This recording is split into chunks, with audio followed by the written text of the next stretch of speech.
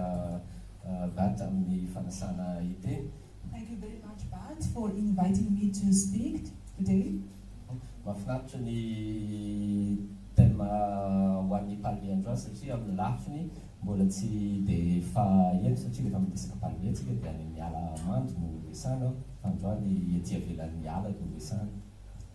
Today's topic is wonderful because it is different from what we are always talking about when we are talking about palms, because most of the time it is discussed within the humid forest, but today we are going to talk about it outside of the forests.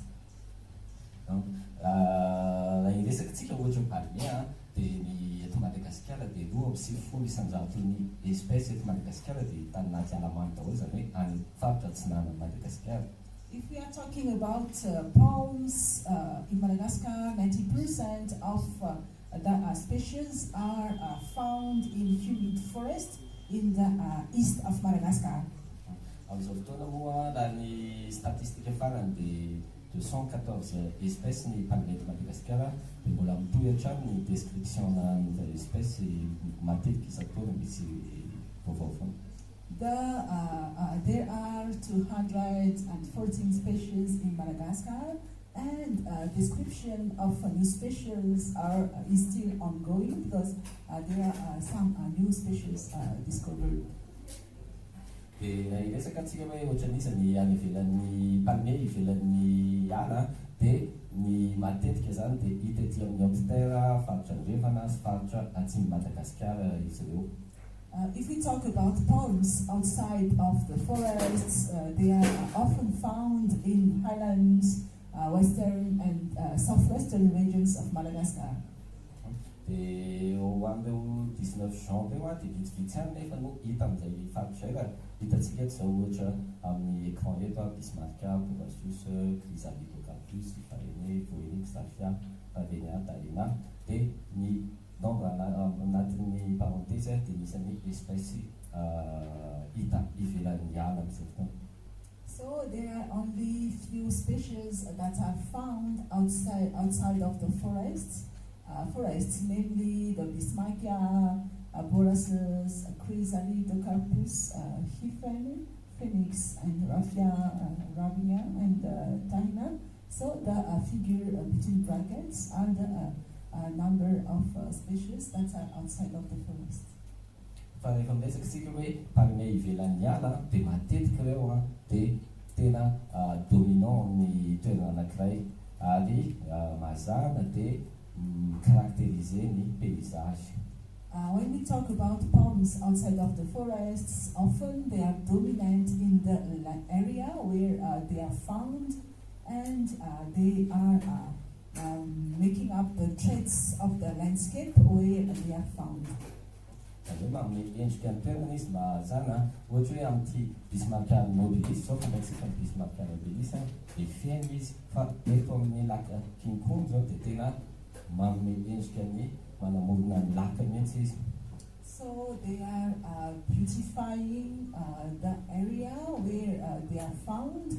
For example, you can see it by this lake, and it is making a beautiful the landscape.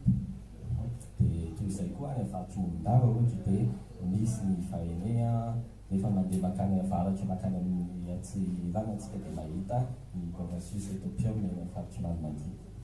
For example, in Morondava, we have the Hypheny Condaxil and the Borassus Ethiopium in Murumandia area.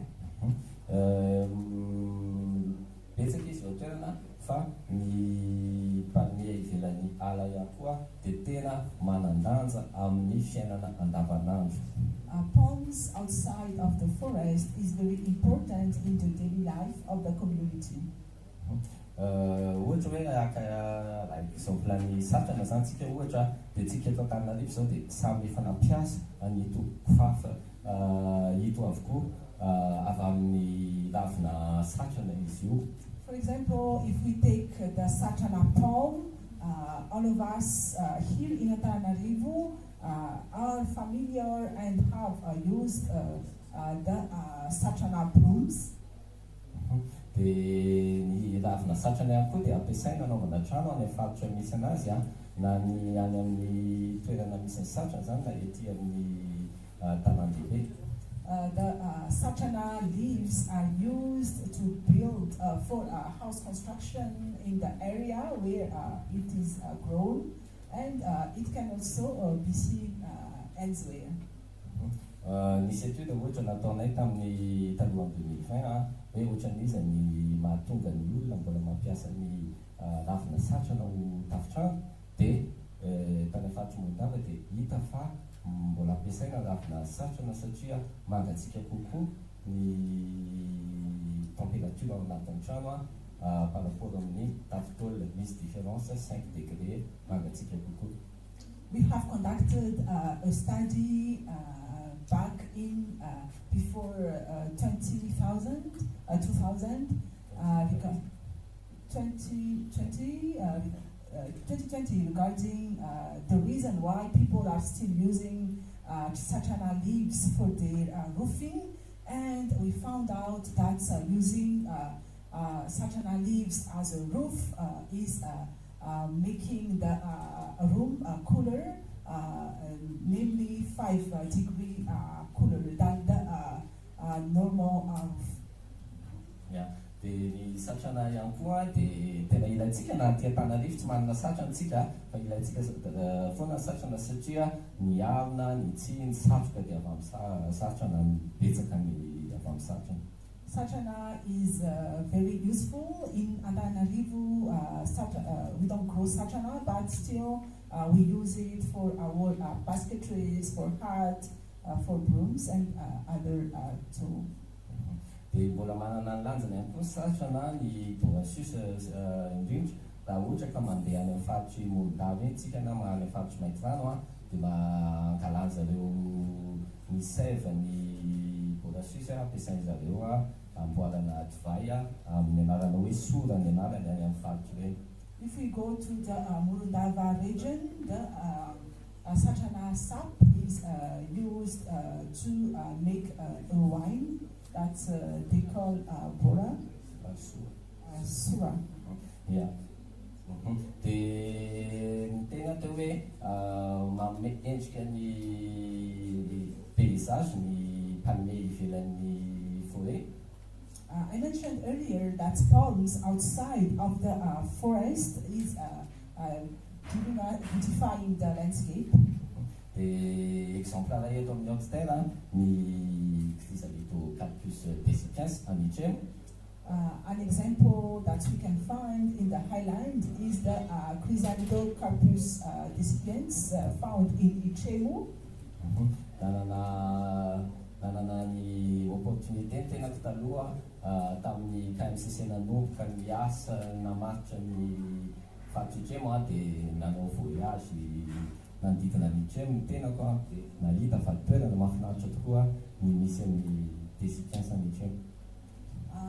At the start, when KMCC started to delimit the Ichemo protected area, I had the opportunity to visit and to travel around this area, and I found that the Chrysalidocarbus is really making the landscape beautiful.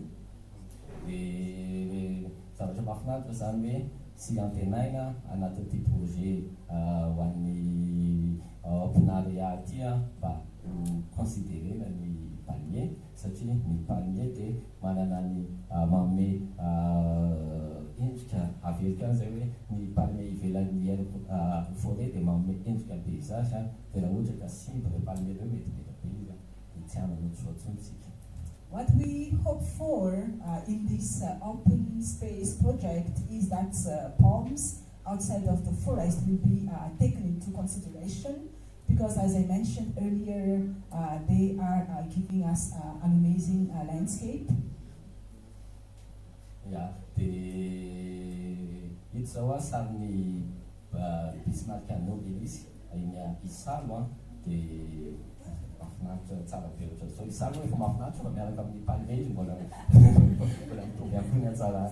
This is the picture of Dismarchia nobelus found in Isalu. Isalu itself is really beautiful, amazing, but it is even more amazing when there is a palm in it. Pwede ba mbola pagkalazaina fa mba tsy hampalava le izy dia izay aloha fa maro mbola afaka tenena ho an'ny palmier ivelan'ny forêt tsotranaireo. I still have many things to talk about when we talk about palms outside of the forest, but I'm going to stop there. Thank you for your attention.